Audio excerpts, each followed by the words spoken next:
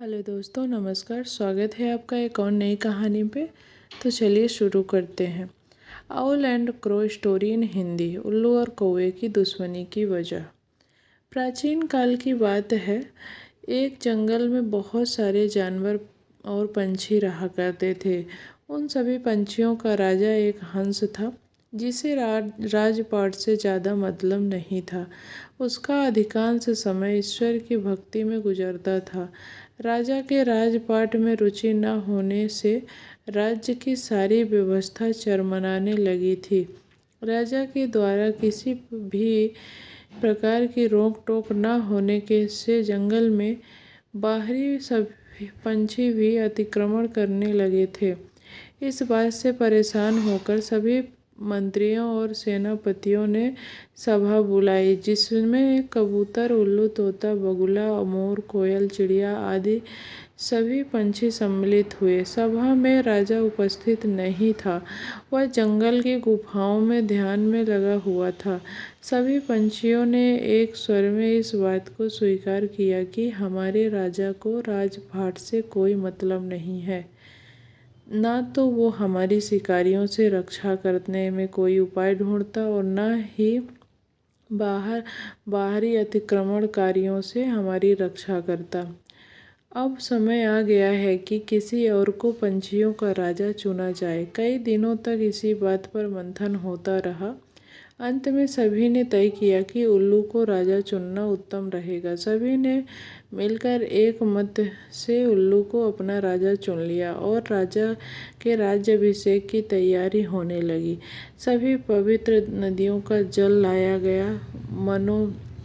मंत्रोच्चार के शुरू होने वाले थे कि वहीं से एक कौवा आ गया। इतने में भव्य कार्यक्रम की तैयारी देख कौवे ने सोचा, लगता है यहाँ कोई विशेष कार्यक्रम है, अंदर चलकर देखा जाए। जैसे ही कौवा अंदर पहुँचा, सारे पंछी उसे देखकर आश्चर्य में पड़ गए। वे जानते थे कि कौवे चतुर और कूटनीतिज्ञ होते हैं, इसीलिए सभी उसका विचार जानने के लिए कौवे के पास पहुँच गए। कौवे को जब पता चला कि यहाँ तो उल्लू का राज्याभिषेक होने वाला है, तो वह जोर से हंसने लगा और बोला, मोर, सरस, तोता जैसे सुंदर और विद्वान पंछियों के रहते इस टेढ़ी नाक वाले, अप्रियदर्शी और दिन में न देख सकने वाले उल्लू को राजा बनाना सही नहीं है। यह चयन ही गलत है। उल्लुओं का स्वभाव कटुभाषी और रौद्र होता है, जो एक राजा के लिए अच्छा नहीं माना जाता। अभी आपका राजा जीवित है और एक राजा के रहते दूसरे का राज्याभिषेक नहीं किया जा सकता। यह शास्त्र संगत नहीं है। जिस प्रकार सूर्य एक ही रहता है, एक ही से अधिक सूर्य होने पर प्रलय आ जाता है, उसी प्रकार एक से अधिक राजा होने पर भी संसार में विपत्ति आ जाएगी। यदि उल्लू जैसा कायर, कटुभाषी, आलसी और नीच पक्षी को राजा बनाओगे तो विपत्तियां आनी स्वाभाविक है। सभी पंछियों ने कौवे की बात बड़े ध्यान से सुनी और उन्हें लगा वाकई कौवा सही कह रहा है। सभी पंछियों ने उल्लू का राज्याभिषेक स्थगित कर दिया और अपने अपने घर चले गए।